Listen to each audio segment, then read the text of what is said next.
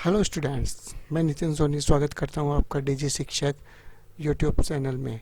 ये जो चैनल है ये technical subject just like BCA, MCA, BTech, MTech इन सब के अंदर जो चलने वाले सब्जेक्ट्स हैं उनके लिए बनाया गया है, जिसके अंदर हम डिस्कस करेंगे different different types of topics which related to your subjects.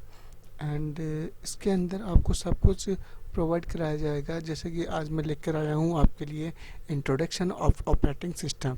ये आपके बीसीए सिलेबस के अंदर ऑफिस मैनेजमेंट टूल के अंदर भी है और आपका ऑपरेटिंग सिस्टम नाम से जो सब्जेक्ट चलता है उसके अंदर भी है।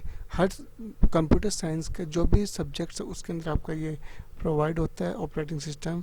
तो चलिए इसके अंदर आज हम डिस्कस करेंगे ऑपरेटिंग सिस्टम क्या होता है, ऑपरेटिंग सिस्टम को कैसे एक्सेस करते हैं, उसके कितने टाइप्स होते हैं, क्या डेफिनेशन है, ये सब अपन देखेंगे आज इस वीडियो के अंदर।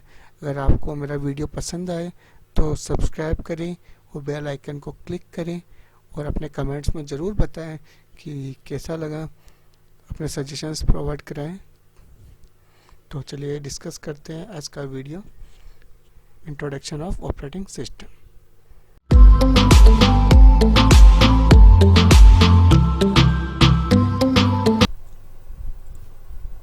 Introduction of operating system. तो सबसे पहले अपन डिस्कस करते हैं इंट्रोडक्शन में सबसे पहले आपको डेफिनेशन पता होनी चाहिए ऑपरेटिंग सिस्टम की। Operating system is A system software.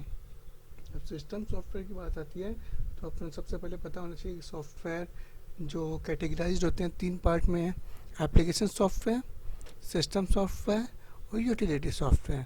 जो आपके सिस्टम सॉफ्टवेयर है, सिस्टम सॉफ्टवेयर के कैटेगराइज किया गया है कि आपके जो भी किसी भी डिवाइस के बीच में और यूज़र के बीच में जो भी कम्युनिकेशन प्रोवाइड कराएगा वो होता है आपका सिस्टम सॉफ्टवेयर।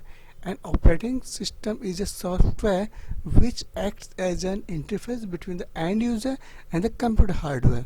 अब एंड ऑपरेटिंग सिस्टम क्या है कि ये इंटरफेस प्रोवाइड कराएगा एंड यूज़र और आपके कंप्यूटर हार्डवेयर के बीच में। अब कंप्यूटर हार्डवेयर है, computer hardware just like as आपका प्रिंटर हो गया, मॉनिटर हो गया, कीबोर्ड हो गया, माउस हो गया, इन सब के बीच में जो कम्युनिकेशन प्रोवाइड करा रहा है वो है आपका ऑपरेटिंग सिस्टम। अब वो जो कम्युनिकेशन प्रोवाइड कराएगा उसके लिए आपके पास कोई ना कोई एप्लीकेशन होनी चाहिए। तो जैसे कि मैं अगर कीबोर्ड का यूज़ में ले रहा हूँ तो कीबोर्ड को यूज़ में लेने के लिए मेरे पास MS वर्ड हो गया, नोटपैड हो गया, ठीक है, कोई भी टाइपिंग सॉफ्टवेयर जिस पर मैं कीबोर्ड का यूज़ में लूँगा तो मेरा कीबोर्ड क्या हो गया, just as a computer hardware, और मैं क्या हूँ, यूज़र। और इन दोनों के बीच में जो कम्युनिकेशन प्रोवाइड करा रहा है वो आपका ऑपरेटिंग सिस्टम है। तो इसमें एक लाइन और डिस्कस की गई है कि an application needs to some environment in which it will run and perform its task. एक एप्लीकेशन होगी जो अपना टास्क परफॉर्म करेगी और ऑपरेटिंग सिस्टम वो कम्युनिकेट करेगा कंप्यूटर के हार्डवेयर के साथ और कंप्यूटर के एंड यूज़र के साथ, दोनों के बीच में कम्युनिकेशन प्रोवाइड कराएगा। और ऑपरेटिंग सिस्टम जो है आपका कम्युनिकेट करता है कंप्यूटर। यूज़र क्या होता है कि यूज़र को ये तो पता नहीं है कि कंप्यूटर के लैंग्वेजेस क्या है। कंप्यूटर को लैंग्वेज को बिना जाने वो कंप्यूटर से अगर कम्युनिकेट कर रहा है तो उसके लिए अपना यूज़ में आ रहा है computer operating system. It is not possible to user to use any computer or mobile device without having an operating system। बिल्कुल सही बात है कि अगर अपने पास अपने ऑपरेटिंग सिस्टम अवेलेबल नहीं होगा तो विदाउट ऑपरेटिंग सिस्टम अपन किसी भी कंप्यूटर, मोबाइल डिवाइस इनको एक्सेस नहीं कर सकते हैं, क्योंकि without mobile device, without operating system अपन किसी भी सिस्टम को एक्सेस नहीं कर सकेंगे। अब अपने विंडो के अंदर जैसे विंडो के अंदर जैसे फोल्डर वगैरह ये सारे अवेलेबल होते हैं तो अपन इजीली उसे एक्सेस कर लेते हैं। अगर अपने को वो पता ही नहीं हो कि फोल्डर कैसे क्रिएट करें तो कंप्यूटर लैंग्वेज को जाने बिना अपनी एक्सेस नहीं कर सकते। तो ऑपरेटिंग सिस्टम कम्युनिकेशन प्रोवाइड कराता है। It is the main point of the introduction. तो अभी जैसे कि एक डायग्राम में अपने पास डिस्कस किया गया है कि ये यूजर हैं, ये यूजर क्या करते हैं, सॉफ्टवेयर से कम्युनिकेट करते हैं। सॉफ्टवेयर जैसे मैंने बताया सिस्टम सॉफ्टवेयर में आपके ड्राइवर्स वगैरह भी आप इंक्लूड कर सकते हो और वो ऑपरेटिंग सिस्टम भी होते हैं, ठीक है। और एप्लीकेशन सॉफ्टवेयर जैसे लाइक जैसे आपके MS word, VLC media player, ये सारे क्या है आपके एप्लीकेशन सॉफ्टवेयर हैं। इन सॉफ्टवेयर यूजर क्या करता है, सॉफ्टवेयर को एक्सेस करेगा। वो सॉफ्टवेयर किस पे रन होंगे, ऑपरेटिंग सिस्टम पे। उस सॉफ्टवेयर के थ्रू अपने जो हार्डवेयर है उनको अपन यूज़ में ले रहे हैं। जैसे कि मैंने कीबोर्ड से टाइप किया एंड जो भी डीजी शिक्षक टाइप किया, तो डीजी शिक्षक टाइप किया तो ऑपरेटिंग सिस्टम के थ्रू किसी भी एप्लीकेशन सॉफ्टवेयर पे रन करेगा और वो यूज़र से कम्युनिकेट करेगा। तो यूज़र और हार्डवेयर, तो मेन पॉइंट अपना है यूज़र और हार्डवेयर के बीच में जो कम्युनिकेट प्रोवाइड करा रहा है वो आपका ऑपरेटिंग सिस्टम कहलाता है। History of operating system. Operating system को जो फर्स्टली डेवलप किया गया था वो 1950 के अंदर डेवलप किया गया था for managing tap storage device है। और जो पहला ऑपरेटिंग सिस्टम जो डेवलप किया गया था वो जनरल मोटर्स रिसर्च लैब इसके थ्रू किया गया था, वो IBM 701 किया गया था। The mid 1960 operating system started users the disk. 1960 जो मिड में जो आपके ऑपरेटिंग सिस्टम आए थे वो डिस्क के रूप में यूज़ में आने लगे थे। 1960 के बाद में आपके जो फर्स्ट वर्जन आया था वो यूनिक्स ऑपरेटिंग सिस्टम का आया था।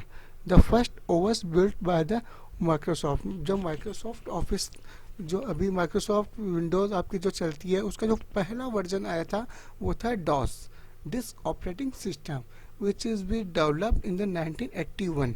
ठीक है, 1981 के अंदर ये डेवलप किया गया था।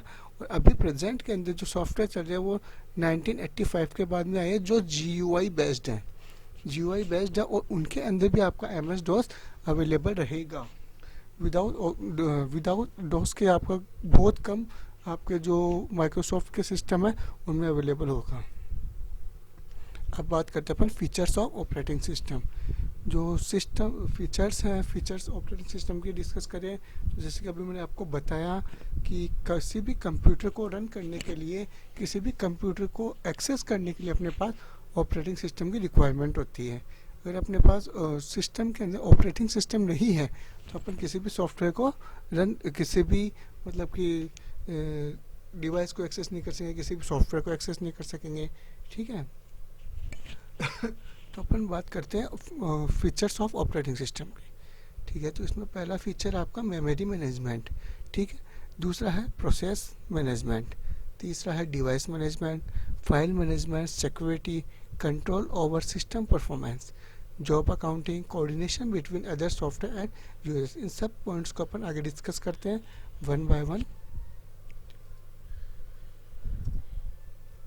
सबसे पहला है आपका मेमोरी मैनेजमेंट। मेमोरी मैनेजमेंट का मतलब है कि memory management is the management करता है ये मेमोरी को। जैसे कि आपके कंप्यूटर के अंदर 2 टाइप्स की मेमोरी होती है, प्राइमरी मेमोरी और सेकेंडरी मेमोरी। इन दोनों को मैनेज करने के लिए जो टास्क होता है वो ऑपरेटिंग सिस्टम का ही होता है कि जो टास्क जो अपन प्रोसेस उसको अवेलेबल हो रही है जो सिस्टम के अंदर, उसको क्या एड्रेस अलोकेट करना है, कि जो भी अपनी वैल्यू है, मतलब कि कोई वेरिएबल अपन डिक्लेयर करते हो, वेरिएबल की वैल्यू कहाँ पे अपन को स्टोर करनी है, कौन सा एड्रेस उसको प्रोवाइड कराना है, ये सारा टास्क जो होता है वो मेमोरी मैनेजमेंट के थ्रू किया जाता है। In multi programming the OS decide the which process gets the memory when the how much. ठीक है, मल्टी प्रोग्रामिंग के अंदर ये डिस्कस किया जाता है, डिसाइड किया जाता है कि जो आपकी मेमोरी है वो कौन सी प्रोसेस को कितनी मिलेगी और कितनी देर के लिए मिलेगी। जो आपके शेड्यूलिंग नाम से एक टास्क होता है, ऑपरेटिंग सिस्टम अपने आप में बहुत बड़ा सब्जेक्ट है।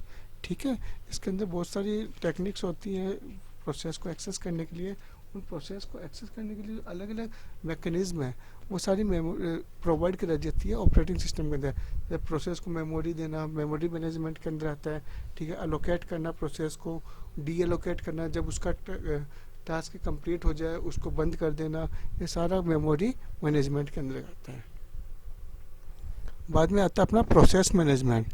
प्रोसेस मैनेजमेंट के अंदर है कि जो it helps the OS to create delete the process. ठीक है, कोई भी प्रोसेस है उसको क्रिएट करना, डिलीट करना, ये काम आपका प्रोसेस मैनेजमेंट के थ्रू किया जाता है। बाद में है फाइल मैनेजमेंट। फाइल मैनेजमेंट में जितनी भी आपकी फाइल्स क्रिएट होती है, ठीक है, सिस्टम फाइल हुई या फिर और मतलब आपकी जो यूजर डिफाइंड वर्ड की, नोटपैड की ये फाइल हुई, उनको स्टोर करना, रिट्राइव करना, नाम प्रोवाइड कराना, शेयर करना, प्रोटेक्ट करना, पासवर्ड लगाना, ये सारा फाइल मैनेजमेंट का टास्क होता है। बाद में अपना डिवाइस मैनेजमेंट। डिवाइस मैनेजमेंट में एक चीज़ बताना चाहूँगा, अपने ऑपरेटिंग सिस्टम को एज ए रिसोर्स मैनेजर भी बोलते हैं। रिसोर्स मैनेजर इसलिए बोलते हैं क्योंकि जितने भी डिवाइसेज होते हैं just like as a keyboard, mouse, printer, इन सब को जो स्टोर मतलब कि मैनेज करता है पेरिफेरल डिवाइसेस को, वो सारा टास्क होता है ऑपरेटिंग सिस्टम का। और ऑपरेटिंग सिस्टम इनको मतलब कि एक्सेस करता रहता है यूजर और कंप्यूटर हार्डवेयर को। तो इन दोनों को कम्युनिकेशन प्रोवाइड कराने के कारण अपन इनको बोलते हैं रिसोर्स मैनेजर। तो जितना भी रिसोर्स मैनेजमेंट का जो टास्क होता है वो डिवाइस मैनेजमेंट के अंडर आता है। बाद में इनपुट आउटपुट सिस्टम मैनेजमेंट कि मतलब कौन सी प्रोसेस को कितनी देर के लिए अपने को हार्डवेयर एक्सेस कराने देना है, कौन सी प्रोसेस कब सिस्टम को एक्सेस करेगी, सीपीयू को एक्सेस करेगी, इनपुट आउटपुट डिवाइसेस को कितना एक्सेस करेगी। जैसे कि अपन प्रिंट लेते हैं तो प्रिंटिंग के टाइम जब अपने मल्टीपल प्रोसेस एक साथ दे दी, एक फाइल को एक बार प्रिंट दे दिया, दूसरी फाइल को दूसरी बार दे दिया, तो उनको कम्युनिकेशन प्रोवाइड करा के एक्सेस करने के लिए इनपुट आउटपुट सिस्टम के अंदर यूज में लिया जाता है। बाद में आता है secondary storage management. Secondary storage management के अंदर क्या होता है कि जो अपने फाइल्स है, फाइल्स को स्टोर करना, ठीक है, प्राइमरी मेमोरी को इंक्लूड करते हुए, जैसे अपने कोई भी पेन ड्राइव के अंदर वैल्यू अपन मूवी स्टोर कर रहे हैं, कोई भी फाइल स्टोर कर रहे हैं, उनको एक्सेस करने के लिए, उनको वैल्यू प्रोवाइड कराने के लिए सारा जो टास्क होता है वो सेकेंडरी स्टोरेज मैनेजमेंट के अंदर होता है। बाद में बात आती है सिक्योरिटी की। सबसे इम्पोर्टेंट पॉइंट है ऑपरेटिंग सिस्टम का। ऑपरेटिंग सिस्टम में अपन पासवर्ड वगैरह लगाते हैं, पासवर्ड से उनको एक्सेस करते हैं। ये जो सारा टास्क होता है ये अपना सिक्योरिटी के अंदर ऑथेंटिकेशन, वैलिडेशन, वेरिफिकेशन, ये जो सारे टास्क होते हैं ये सिक्योरिटी के अंदर आते हैं। कोई भी अदर जो सॉफ्टवेयर है अपन कोई इंस्टॉल कर रहे हैं कंप्यूटर के अंदर, अनऑथोराइज्ड मतलब कि सॉफ्टवेयर है वो एक्सेस कर रहे हैं, उससे फाइल्स को प्रोटेक्ट करना, ये सारा सिक्योरिटी के अंदर आता है। बाद में आता है नेटवर्किंग। नेटवर्किंग अपना यूज में आता है डिस्ट्रीब्यूटेड ऑपरेटिंग सिस्टम के अंदर। जैसे कि अपना एक सिस्टम यहाँ पे है, एक सिस्टम दूसरी जगह, दोनों को बीच में अगर कम्युनिकेशन प्रोवाइड करा रहे हैं with the using of networking, ठीक है, नेटवर्किंग जो मैकेनिज्म है जैसे कि आपको लैन, मैन, वैन, ठीक है, इनके थ्रू अगर आप उनको कम्युनिकेशन प्रोवाइड करा रहे हैं तो वो होता है आपका नेटवर्किंग के अंदर, ठीक है। Job accounting. जॉब अकाउंटिंग क्या करता है कि कौन सी प्रोसेस को किस यूजर्स के थ्रू क्रिएट किया गया है, इन सब को ट्रैक करने के लिए जॉब अकाउंटिंग यूज में लिया जाता है। Communication management. कम्युनिकेशन मैनेजमेंट का मतलब है कि जो अपने सॉफ्टवेयर जो अपना जैसे टास्क अपने ने प्रोवाइड करा रखी है, ठीक है, एक टास्क होती है, टास्क को बाद में अपने डिवाइड करता है ये प्रोसेस में, प्रोसेस को आपस में कम्युनिकेट करती रही है।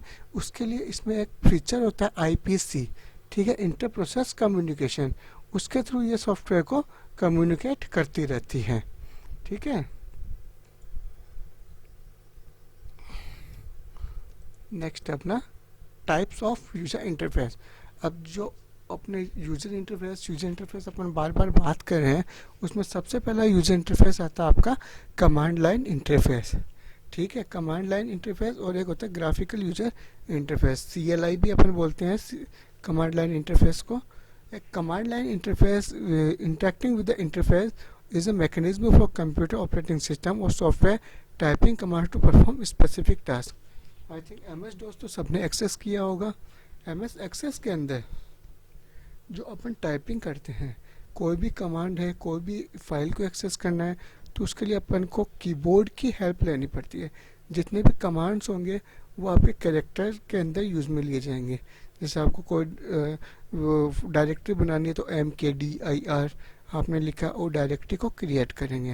ये सारे जो टास्क होंगे, जितने भी अपन ऑपरेशन परफॉर्म करेंगे, वो सारे आपके कीबोर्ड के थ्रू होंगे और कमांड बेस्ड होंगे, तो उससे अपन बोलते हैं कमांड लाइन इंटरफेस, ठीक है। और इसमें क्या आपका जो भी इनपुट है वो कीबोर्ड के थ्रू प्रोवाइड करेगा। ये बिगिनर्स के लिए सूटेबल नहीं होगा क्योंकि इसमें आपको जितने भी ऑपरेटिंग सिस्टम की वैल्यूज़ है, मतलब जो कमांड्स हैं, वो सारी आपको याद रखनी पड़ेगी। और ये पॉसिबल नहीं है कि स्टार्टिंग में अपन सारी कमांड याद रख लें, इसलिए अपन GUI यूज़ में लेते हैं। तो अब नेक्स्ट आपका GUI के अंदर होता है आपका graphical user interface is a type of user interface which allows the people interact with computer with images rather than the text commands, ठीक है। जैसे कि आपके इमेजेस है, जैसे आपका यहाँ पे अपन देख सकते हैं स्टार्ट बटन है, ये आपका इंटरनेट एक्सप्लोरर है, फोल्डर का है, विंडोज़ मीडिया प्लेयर है, क्रोम है, ये पावर पॉइंट है, ये रिकॉर्डिंग का सॉफ्टवेयर। इस टाइप से आपको आइकन्स के थ्रू अगर आपको वैल्यूज़ का पता चल रहा है, सॉफ्टवेयर का पता चल रहा है, तो इससे अपन ग्राफिकल यूजर इंटरफेस बोल सकते हैं। इसमें आपके कीबोर्ड के थ्रू और पॉइंटिंग डिवाइस, आप कीबोर्ड के थ्रू भी एक्सेस कर सकते हो और आपके पॉइंटिंग डिवाइस है उसके थ्रू भी आप वैल्यू को एक्सेस कर सकते हो। ये ईजी होता है लर्न करने के लिए, सीखने के लिए। अब अपन बात करते हैं टाइप्स ऑफ ऑपरेटिंग सिस्टम की। टाइप ऑफ ऑपरेटिंग सिस्टम सबसे पहला जो आपका आता है वो है batch operating system. Batch operating system जो स्टार्टिंग में आपके ऑपरेटिंग सिस्टम यूज में लिए जाते थे वो है, this type of operating system does not interact with the computer directly. ये कंप्यूटर से डायरेक्टली कम्युनिकेट नहीं करते हैं। This is the operator. इसमें क्या होता है, एक बैच ऑपरेटर होता है। बैच ऑपरेटर को अपन क्या करते हैं कि सारे टास्क दे देते हैं, कि बहुत सारे जो टास्क होते हैं, बहुत लंबा जो टास्क होता है वो टास्क उसको दे देते हैं। उनको वो क्या करेगा, डिवाइड कर देगा पार्ट्स में, जॉब 1, जॉब 2, जॉब 3, मतलब उनको बैचेस के अंदर डिवाइड कर देगा और बैचेस वाइज उनको ऑपरेटिंग सिस्टम के थ्रू सीपीयू के पास भेजेगा और वहाँ पे वो उनको रन कराएगा। तो ये होता है आपका बैच ऑपरेटिंग सिस्टम। इसमें अगर आपने एक बार अगर कोई बैचेस का जो ग्रुप है वो प्रोवाइड करा दिया तो उसके अंदर कोई मॉडिफिकेशन नहीं हो सकता है।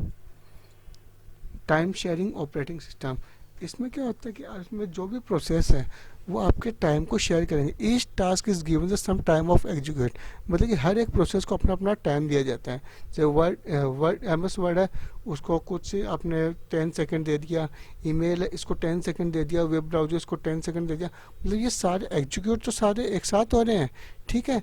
और पर इनको सबको टाइम दिया जा रहा है, कुछ कुछ टाइम दिया जा रहा है और आपस में ये स्विच होती रहेंगी, ठीक है। ये आप जैसे वर्ड है, वर्ड को आपको प्रोवाइड करा दिया, बाद में ईमेल चल गया, ईमेल के बाद वेब ब्राउजर चल गया, जैसे ये इसको फ्री हुआ ये वर्ड चल गया। ये सारे सीपीयू के अंदर टाइमिंग डिसाइड रहती है, ठीक है। इसको अपन शेड्यूलिंग बोलते हैं।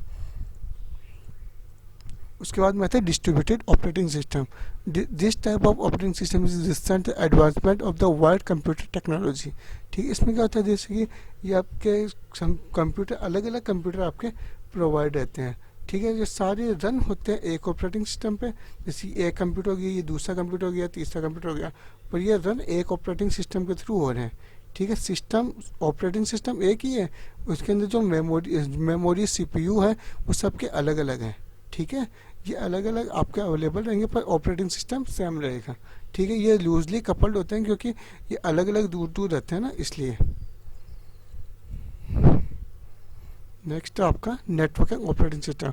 नेटवर्क ऑपरेटिंग सिस्टम का मतलब होता है कि इसमें एक फाइल सर्वर होता है, उसके अंदर आपके जितने भी डेटा वगैरह होते हैं वो वहाँ पे स्टोर रहते हैं और आपके जो इससे रिलेटेड जो कम्युनिकेट करते हैं उन्हें अपन बोलते हैं क्लाइंट्स, ठीक है, जो नेटवर्किंग फंक्शंस को यूज में। This type of operating system allow to share access files, printer, security application and other networking function over small private network. एक प्राइवेट नेटवर्क टाइप में होता है, इसमें नेटवर्किंग यूज में ली जाएगी, जो कि आपके ऑपरेटिंग यहाँ पे ऑपरेटिंग सिस्टम आपका इंस्टॉल रहेगा, उसके थ्रू आपकी जितने भी फाइल्स वगैरह हैं वो एक्सेस की जाएगी। हो सकता है यहाँ पे प्रिंटर भी हो सकता है यहाँ पे फाइल्स भी हो, यहाँ पे मेमोरी भी हो, उसको सारे क्लाइंट्स एक्सेस करेंगे। और ये टाइटली कपल्ड रहते हैं क्योंकि ये आपके एक दूसरे से कम्युनिकेट कर सकेंगे। बाद में होता है real time operating system. Real time operating system को आपका जो यूज़ आता है इसमें होता है टाइमिंग। कोई भी टाइम होता है, मतलब कोई भी टास्क है उसके लिए एक फिक्स्ड टाइम प्रोवाइड किया जाता है, उस फिक्स टाइम के अंदर ही उसको एक्सेस करना होता है और इस टाइम इंटरवल को अपन बोलते हैं रेस्पॉन्स टाइम। जैसे कि अपन इसको अगर एग्जांपल ले तो जैसे एरोप्लेन सिस्टम है, एरोप्लेन सिस्टम के अंदर जब वो लैंड करती है तो लैंड करते टाइम उसका जो अपन ने डिसाइड कर रखा है कि जो उसके व्हील से जो लैंड होती है, जो टायर ओपन होते हैं उसके, वो उसी टाइम पे एक्सेस हो, 20 सेकंड्स के अंदर ही वो एक्सेस हो, उसी टाइम पे वो ओपन हो। तो इस टाइम का जो टाइमिंग डिसाइड किया जाता है वो होता है रेस्पॉन्स सिस्टम। जैसे अपन ATM है, ATM के अंदर अपन उसके अंदर कार्ड अपना अप्लाई कर रहे हैं, अगर वो अपन 20 सेकंड 30 सेकंड से उसको एक्सेस नहीं करेंगे तो वहाँ पे वो टाइम आउट हो जाएगा, ठीक है, और एक्सेस नहीं कर पाएगा। तो वो था आपका response time. Real time system are used when the their time requirements in the very strict like the missile system, traffic control system, robots, ठीक है, इनके अंदर ये यूज में था। जैसे रोबोट्स में फिक्स होता है टाइमिंग, इसी टाइम पे वो एक्सेस होने चाहिए, ठीक है। मिसाइल है, मिसाइल के अंदर अपने फिक्स कर दिया कि भाई 59 58 इस टाइप से वो टाइमिंग चलता है, 0 होते ही वो फायर हो जाए, ठीक है। अब जो आपके रियल टाइम ऑपरेटिंग सिस्टम होते हैं वो दो टाइप से होते हैं, एक तो हार्ड रियल टाइम सिस्टम और एक soft real time system. Hard real time जो सिस्टम्स होते हैं, हार्ड रियल टाइम सिस्टम में जो रेस्पॉन्स टाइम होता है वो डेडलाइन के अंदर प्रोवाइड पॉसिबल होना ही चाहिए। अगर उस टाइम में अगर वो एक्सेस नहीं हुआ तो वो एक्सेप्टेबल नहीं होगा, वो एक्सेस नहीं किया जाएगा। जैसे मिसाइल सिस्टम है, तो मिसाइल सिस्टम में अपन ने उसको प्रोवाइड करा दिया कि भाई आपको एक्सेस करना है, ठीक है। अगर वो 1 मिनट से ज़्यादा अगर टाइम लेता है तो उसका कोई मतलब नहीं है, वो फिक्स टाइम है, 1 मिनट के अंदर अगर एक्सेस हुआ तो ही उसको एक्सेप्ट किया जाएगा, अदरवाइज वो एक्सेप्ट नहीं किया जाएगा। सॉफ्ट रियल टाइम सिस्टम में क्या होता है कि कुछ टाइम्स आप उसके अंदर वेरिएंट कर सकते हो, ऊपर नीचे हो सकता है कुछ टाइम। जैसे कि इसका आप एग्जांपल ले सकते हो टीवी रिमोट सिस्टम, ठीक है। टीवी रिमोट सिस्टम के अंदर आपने एक बार प्रेस किया, अगर वो एक्सेस नहीं हुआ, ठीक है, तो कोई दिक्कत नहीं है, कुछ टाइम बाद में हो जाएगा, पर उससे कोई लॉस नहीं होगा आपका। हार्ड रियल टाइम सिस्टम में एक एग्जांपल ये, जैसे मेरे इसमें लिखा हुआ है एयर बैग्स का, आपने गाड़ी का है, गाड़ी के अंदर आपका अगर एयर बैग टाइम पे ओपन नहीं हुआ, जैसे कि गाड़ी पंच हुई उसी टाइम अगर वो एक्सेस नहीं हुआ, ठीक है, एक्सीडेंट के टाइम ओपन नहीं हुआ, तो वहाँ पे आपका एक्सीडेंट हो जाएगा। तो अगर वो एक्सेस नहीं हो रहा फिक्स टाइम पे तो उसका कोई मतलब नहीं है, और वो हार्ड रियल टाइम सिस्टम को एक्सेस नहीं कर सकता, तो वहाँ पे वो फेलियर होगा ऑपरेटिंग सिस्टम। लास्ट आपका embedded operating system. Embedded operating system क्या होता है, ये किसी एक पर्टिकुलर डिवाइस के लिए आपका ऑपरेटिंग सिस्टम यूज़ में लिया जाता है। इसमें स्पेशलाइज आपका कोई सॉफ्टवेयर है वो आपको उसके लिए प्रोवाइड कराया जाएगा, उस पर्टिकुलर मशीन के लिए ही वो यूज़ में है। जो पर्टिकुलर टास्क, पर्टिकुलर जो वैल्यू दी जाएगी उसको उन्हीं को वो एक्सेस करेगा। इसमें आप एग्जांपल ले सकते हो, जैसे डिजिटल टेलीविज़न हो गया, एटीएम हो गया, ठीक है, एयरप्लेन का हो गया, ट्रैफिक सिग्नल का हो गया। जो मशीन्स है इनके अंदर वो फिक्स सॉफ्टवेयर ही यूज में लेगा, फिक्स टास्क, फिक्स जॉब ही वो परफॉर्म करेंगे। जैसे एटीएम है, एटीएम में आप केवल मनी विड्रॉल का, मनी डिपॉजिट का, इन्हीं का टास्क आप परफॉर्म कर सकते हो। ऐसा तो नहीं है वहाँ पे आप ईयरफोन लगा के कुछ और टास्क कर सकते हो, उसके अंदर आप टाइपिंग कर सकते हो, ये नहीं कर सकते। डिजिटल टेलीविज़न है, डिजिटल टेलीविज़न के अंदर फिक्स है कि आपको जो सिग्नल आ रहा है उस सिग्नल के थ्रू केवल आप जो वैल्यू को एक्सेस। हेलो दोस्तों, कैसा लगा आपको मेरा ये ऑपरेटिंग सिस्टम का पहला वीडियो? अगर आपको कोई सजेशन है, कोई कमेंट्स हैं तो बिल्कुल बताइए, और मेरे यूट्यूब चैनल को सब्सक्राइब करें, निजी शिक्षक। Thank you for watching.